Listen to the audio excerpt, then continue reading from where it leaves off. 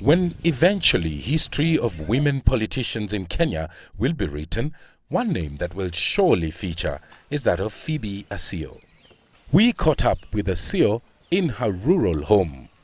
I was born at Gendia SDA Mission, where my father was teaching before he became pastor of that church, and brought up in that village.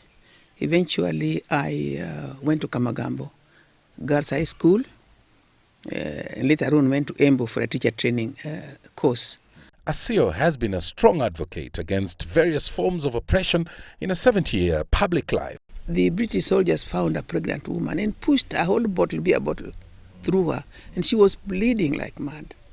And they were laughing about it. So, you know, when I saw this, I said, no.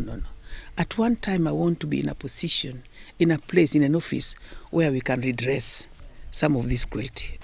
She was later to become the first African head of women's prisons. Shortly after independence in 1963, she plunged into active politics in 1979, a journey that sounds like a fairy tale. The regime was not happy with me. In fact, I remember the then president coming to Karachuonyo and telling the people of Karachuonyo that I want you to vote for my person here, because you know the lady is not working with me. And the people said, okay, then we have 2 members of parliament. Yes, you will nominate yours and we also, elect our own. One of the highlights of her political careers was the airlifting of over 6,000 students to India and the United States for further studies. The former commissioner to the National Constitution of Kenya Review Commission has this to say about the recently concluded referendum. Ever since after we voted on the 4th of August, I've been reflecting about that day at the Uhuru Garden when the Kenyan flag went up and the British flag came down. Almost everybody who was sitting next to me cried. I cried too. All Kenyans cried.